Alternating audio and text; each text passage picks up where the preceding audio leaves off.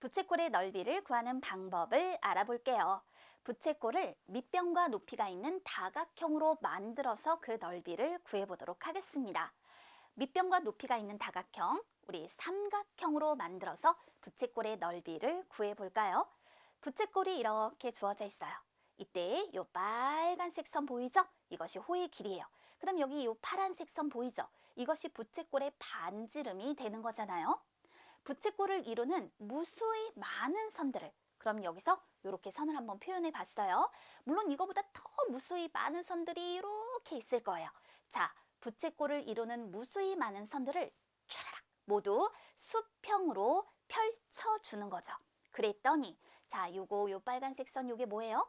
이 부채꼴의 호의 길이였어요. 그 다음 요 파란색 선 이거는 부채꼴의 반지름입니다.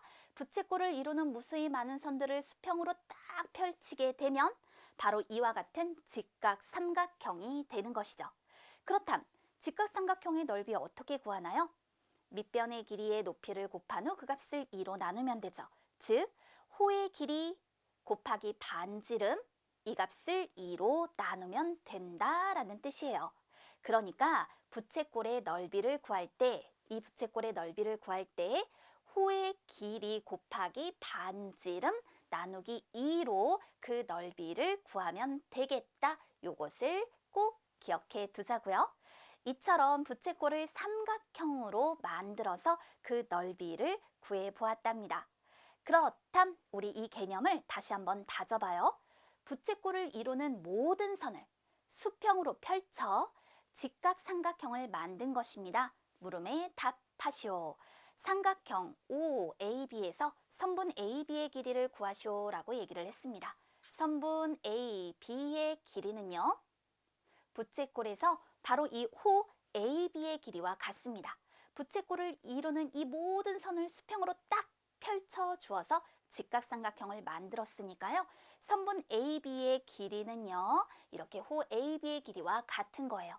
그럼 호 AB의 길이는 2 곱하기 반지름 곱하기 파이 곱하기 360분의 중심각 60 이렇게 표현해서 구할 수가 있는 것이죠.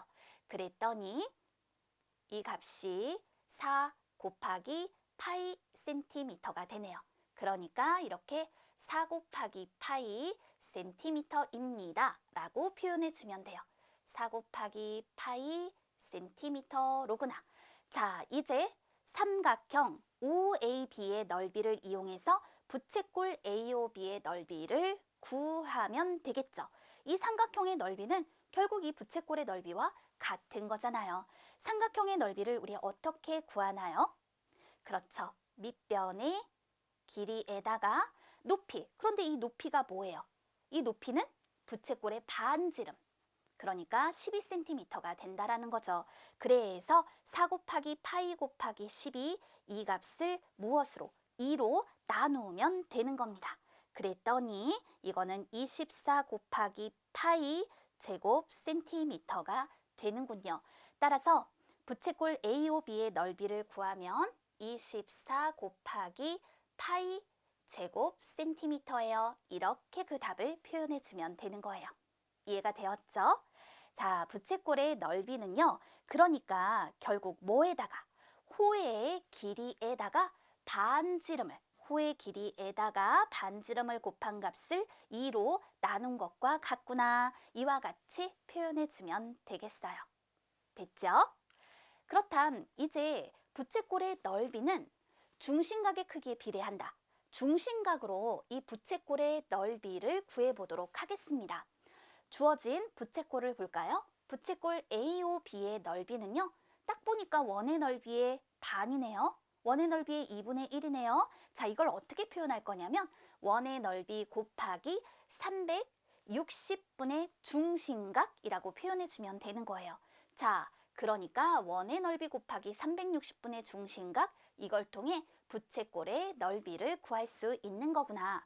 또 중심각의 크기가 90도인 부채꼴 AOB의 넓이는 원의 넓이 곱하기 360분의 중심각, 이렇게 구할 수 있는 거구나. 부채꼴의 넓이를 구하는 방법을 알 수 있네요. 부채꼴의 넓이는 원의 넓이 곱하기 360분의 중심각 이걸 통해서 부채꼴의 넓이를 구할 수 있습니다. 그럼 생각해 볼까요? 자, 이 부채꼴 AOB의 넓이는 원의 넓이의 2분의 1인 거고요. 이 오른쪽에 있는 건 원의 넓이의 4분의 1로 그 넓이를 표현해 줄 수 있잖아요. 그렇다면 중심각의 크기가 2분의 1배 되었을 때 이때 이 부채꼴의 넓이 역시 2분의 1배가 되는구나 라는 것을 알 수 있네요. 즉 부채꼴의 넓이는 중심각의 크기에 비례한다라는 겁니다. 됐나요? 그러니 중심각의 크기가 2배가 되면 이 부채꼴의 넓이도 2배가 되는 거야. 이런 식으로 정리를 해둘 수도 있겠어요. 중요한 건 부채꼴의 넓이는 원의 넓이 곱하기 360분의 중심각으로 구할 수 있다라는 거죠. 그러면 부채꼴의 넓이를 우리 두 가지 방법으로 구해보도록 하겠습니다. 호의 길이를 이용하여 구한다 라고 얘기를 했어요. 그럼 이 부채꼴의 넓이는 어떻게 구할 수 있나요?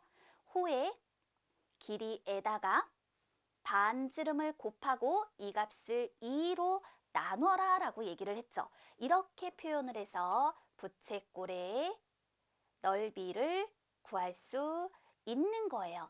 그랬더니 이거 10 곱하기 파이 제곱 센티미터입니다. 이렇게 표현이 되는 것이죠.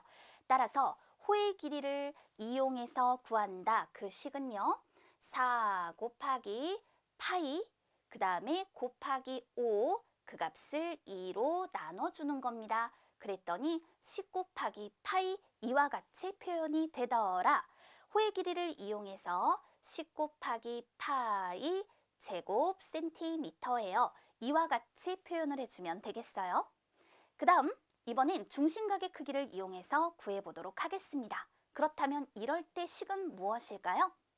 원의 넓이 곱하기 360분의 중심각이라고 얘기를 했잖아요.